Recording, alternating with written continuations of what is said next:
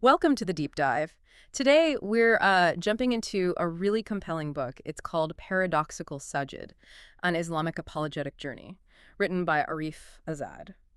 Our mission here isn't just, a simple summary.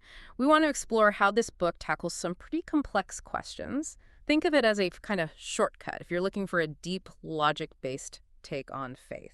Yeah, and what's interesting, I think, is that even though it has a very specific Islamic focus, the way it approaches doubt, the way it searches for clarity, that's something anyone wrestling with big questions could find, well, relevant. Doesn't really matter what your background is. It's about the method. How do you work through these tough ideas? Okay, so how does it manage that? How does paradoxical sajid actually untangle these profound issues? I go straight for some huge topics, like the big one, destiny versus free will. The original Bengali title, Takdir Bonam Shadin Icha, kind of signals that engagement with deep Islamic thought right away.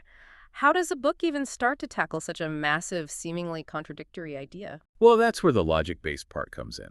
It doesn't really shy away from the paradox. Instead, it looks at how Islamic philosophy tries to hold both concepts, divine decree and human accountability, together. It sort of argues that, okay, maybe God knows our choices in advance, this idea of divine knowledge, but our decisions are still genuinely ours. We're still responsible for them. It's a really nuanced look at something theologians have debated for centuries. Right, right. Framing it as integration rather than just contradiction. That makes sense. And it doesn't stop there, does it? Right. The book also gets into scientific and historical truths of the Quran Boyganic এবং ঐতিহাসিক সত্য. This area always sparks debate. Can you give us maybe an example of how it tries to link ancient scripture with, modern science? Sure. One area it explores is how some verses in the Quran are interpreted by some Muslims today as aligning with modern scientific findings. Things like, say, cosmology, the Big Bang idea, or descriptions of embryonic development. Now, the book isn't saying the Quran is a science textbook, not at all. It's more inviting readers to look at these potential correlations as perhaps signs or points of reflection. It challenges you to see the text through a different lens, maybe consider viewpoints you hadn't before. Trying to build a bridge there. Okay. And beyond the philosophical and the scientific, you mentioned it covers important religious and social questions. Gurutopurno dormio o shamajik troshnabali. What does that look like in practice? How does it tackle current social issues using its religious framework? Can you give an example? Yeah, it addresses various contemporary ethical debates, things like the role of women, ideas about justice in, a modern context. But what's really key is the method.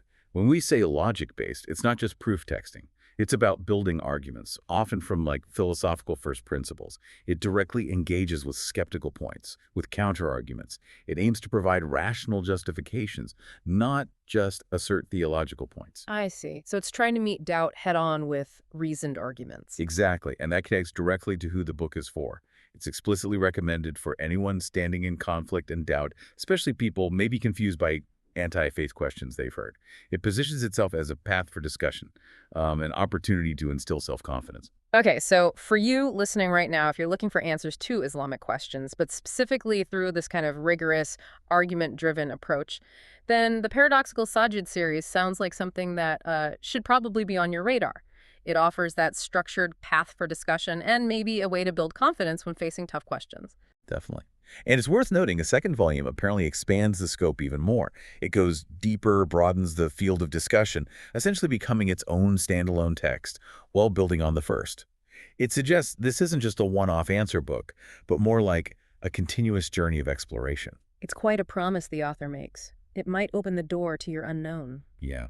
And maybe that leaves us with a final thought to chew on. When you personally are navigating life's biggest questions, how do you decide what counts as a solid, logic-based approach for you? Thinking about that and maybe engaging with challenging works like Paradoxical Sajid could really shape your own path of discovery and understanding. How do you find your clarity?